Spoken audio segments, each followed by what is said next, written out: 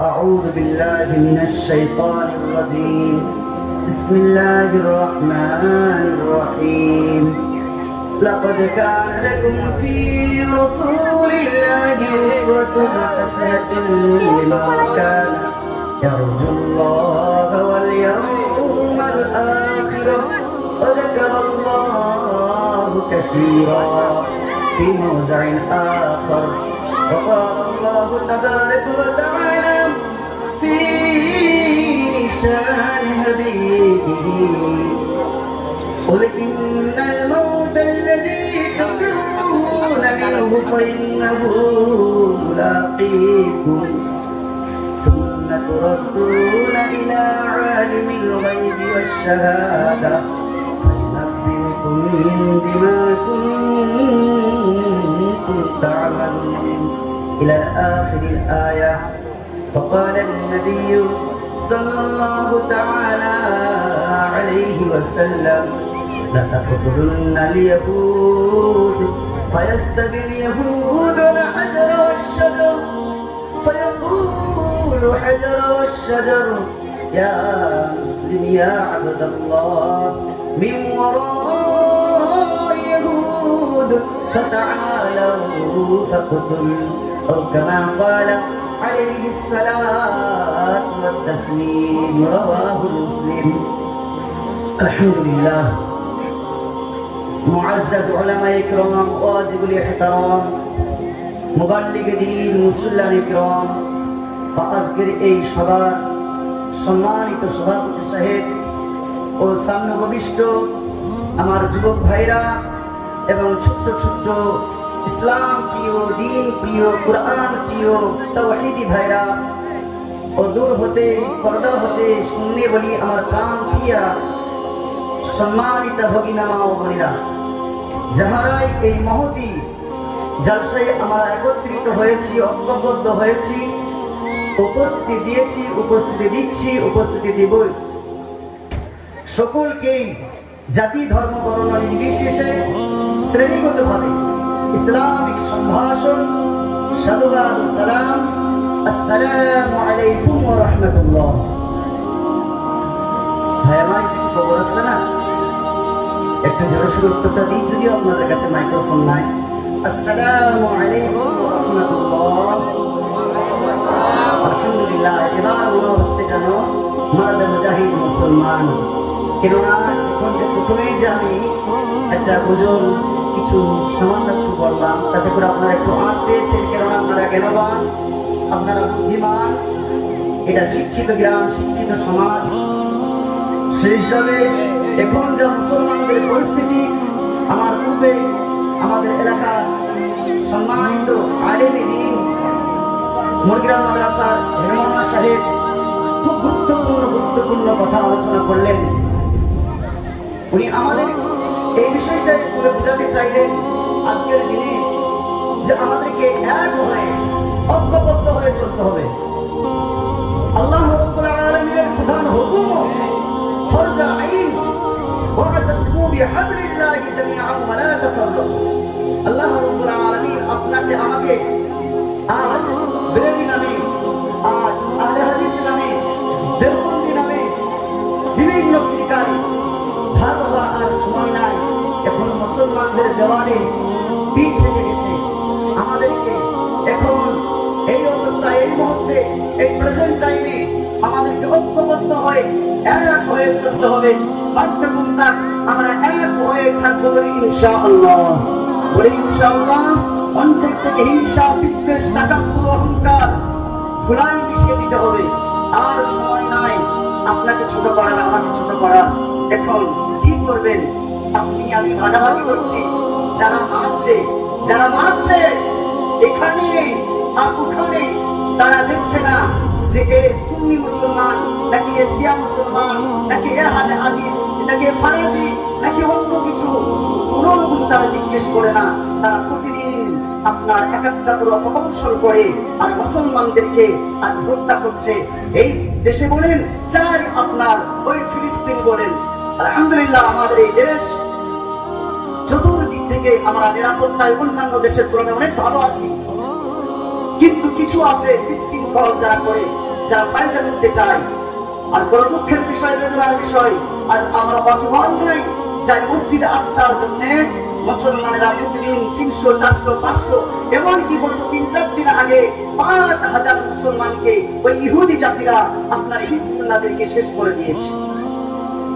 আজ আমরা কোথায় আছি? আজ আমরা এখন ভাগাভাগি করছি, এখনো কুটাকুটি করছি, এখনো ঠেলাঠেলি করছি। যাই হোক, বাড়িটা আমার আজ আমার লক্ষ্য নয়। আজ আমি একটা দিকে যেতে চাই। এই জালসাটা হওয়ার কথা ছিল সম্ভবত 12 রবিউল আউয়ালে, কিন্তু এটা একটা বিপর্যয় বৃষ্টির কারণে আজ 17 রবিউল আউয়াল এসে আমরা উপস্থিত হয়েছে। তো মুমিন মুসলমানদের আনন্দ আল্লাহ শুকরিয়া আদায় করে, আর দুঃখ বেদনা হলে, কষ্ট হলেও রব্বুল আলামিনের কাছে ধৈর্য ধারণ করে। কেন মুমিনেরা কখনোই তারা হেরে যায় না। যদি কোনো মুমিন মুসলমানদের পায়ে কাটাও ঢুকে আর আল্লাহর জন্য যদি ধৈর্য ধরে আর বলে ইন্না লিল্লাহি ওয়া ইন্না ইলাইহি রাজিউন, তো রব্বুল আলামিন হয় তার গুনাহ মাফ করেন, নচেৎ তার ইজ্জত সম্মান পূরণ করে দেন। বলেন সুবহানাল্লাহ। তো ভাই আমার যাই হোক, আজকে 17 রবিউল আউয়াল আমি তাফসীরের মধ্যে দেখছিলাম, সূরা আন-নাজমের তাফসীরের মধ্যে দেখছিলাম যে অনেক ফুকাহায়ে কিরাম, আলিম উলামা যদিও 26শে রজব, 26শে দিনগত রাত্রিতে রজব মাসে আপনার লাইলাতুল মিরাজ বা ইসরা হয়েছিল, কোন কোন ফুকাহাদি বলেছেন এই 17 রবিউল আউয়ালেও আপনারা মত দিয়েছেন যে রাসূলুল্লাহ সাল্লাল্লাহু আলাইহি ওয়াসাল্লামের ইসরা বা মিরাজ হয়েছে। ভাইরা আমার, আমরা রাসূলের আশাতে, রাসূলের সম্মানিত শুভ আগমনে আমরা সকলেই দুঃখী।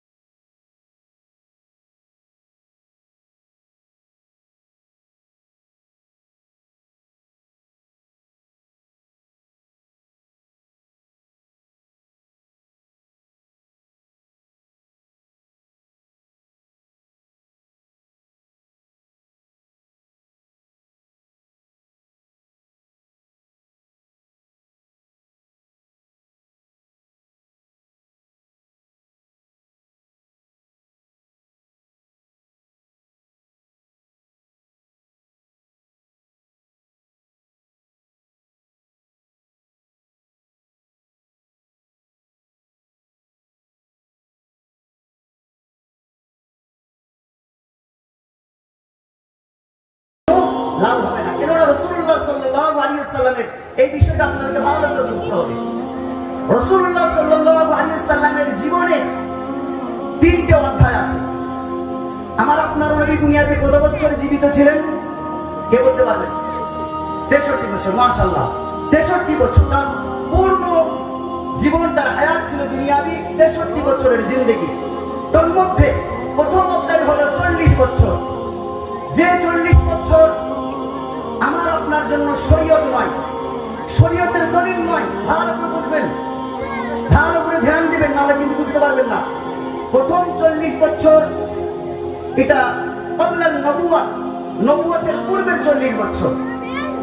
তারপরে হলো আপনার মক্কি জীবনী হলো 13 বছর। তাহলে কত বছর হলো? 53 বছর। এর দ্বিতীয় অধ্যায়। আর তারপরে 10 বছর হলো মাদানী জিন্দেগি। তাহলে কত বছর হলো? 63 বছর। প্রথম 40 বছর রাসূলুল্লাহ সাল্লাল্লাহু আলাইহি ওয়াসাল্লামের জীবনী, যেগুলা আপনার অত্যাশ্চর্য বিষয়গুলো ঘটেছিল, সেগুলা সবই আল্লাহর নবী যে নবী হবেন তার দলিল। বলি সুবহানাল্লাহ। এটা ওগুলা ছিল, ওগুলা আপনার শরীয়তের দলিল ছিল না। তারপরে মক্কি জীবনের 13টি বছর থেকে নিয়ে মাদানী জীবনের 10টি বছর, অর্থাৎ ওই 43 আপনার 23 বছর হলো শরীয়তের দলিল। ও আমার ভাইরা, আমাদেরকে ভালো করে বুঝতে হবে, আল্লাহ রাসূল সাল্লাল্লাহু আলাইহি ওয়াসাল্লামের অনেক তার কথাগুলিকে আমাদের মান্য করা কখনো ওয়াজিব, কখনো সুন্নাত, কখনো আপনার ফরজ হয়ে যায়। তার হুকুম, তার আদেশ, তার নিষেধ।